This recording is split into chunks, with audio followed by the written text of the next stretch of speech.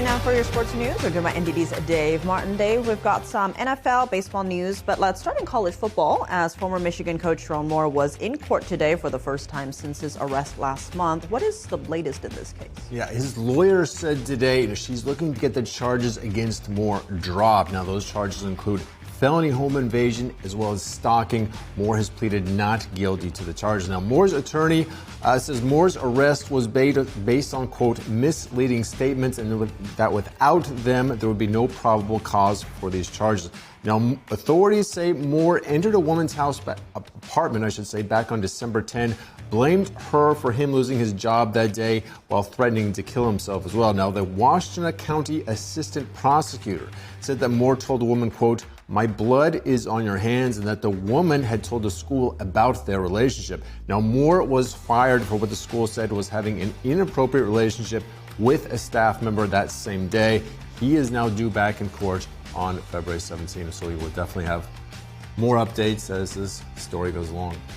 All right, well, shifting gears to the NFL, the finalists for the league's MVP have been announced, with running back Christian McCaffrey along with 4 quarterbacks as the nominees. Who is the favorite here? For most of the season, the talk is mainly centered around Matt Stafford and Drake May. Now, Matt Stafford, the Rams quarterback, Drake May is the quarterback for the Patriots. Stafford, meanwhile, was already named a first-team All-Pro at quarterback ahead of the other 3 quarterbacks on this list. So I would certainly say he's the favorite at this point. Now, usually the criteria for MVP is having a great individual season, while your team has a great season as well. Now, in addition to McCaffrey, Stafford, and May, we also have Josh Allen, who's a nominee. He's the reigning MVP from last year, as well as Trevor Lawrence as the 5 nominees. But Stafford, meanwhile, back to him. He led the NFL in passing yards and touchdowns. He was second in passer rating. Now, admittedly, this would be a very nice story. Matt Stafford is 37 years old. Only 2 players in NFL history, that's Aaron Rodgers and Tom Brady, were MVPs at an older age. Meanwhile, May, he is just 23 years old. He would become the 6th youngest MVP in league history. Very interesting, isn't it? All right, so representation. Elsewhere in the league, though, San Francisco 49ers general manager John Lynch said yesterday they're investigating the team's high number of injuries. Now, that investigation may include looking at the electrical substation that's located near the team's training facility. Yes, there has been a viral, we'll call it a curiosity, really online, that suggests the team's long injury list for years, really, can be at least partly attributed to the excess exposure to electromagnetic force, or EMF. Now, the thinking is that low-frequency radiation in the substation located near Levi's Stadium, that's where they play the games, and it's near their practice fields, may have contributed to their high injuries over the last, decade, it seems like.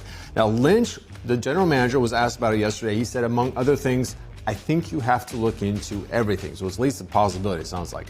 Now, this season, the 49ers had 20 players on injured reserve, and the amount of salaries that went to players on injury reserve was more than any other team.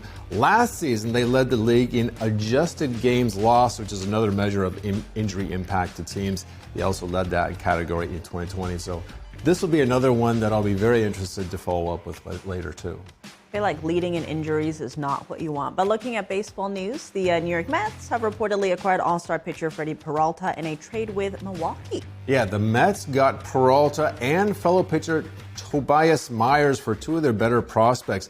Peralta, of course, the biggest name in this deal. He's a 2-time All-Star, finished 5th in the Cy Young voting this past season. He's one of 2 players with at least 200 strikeouts each of the last 3 years.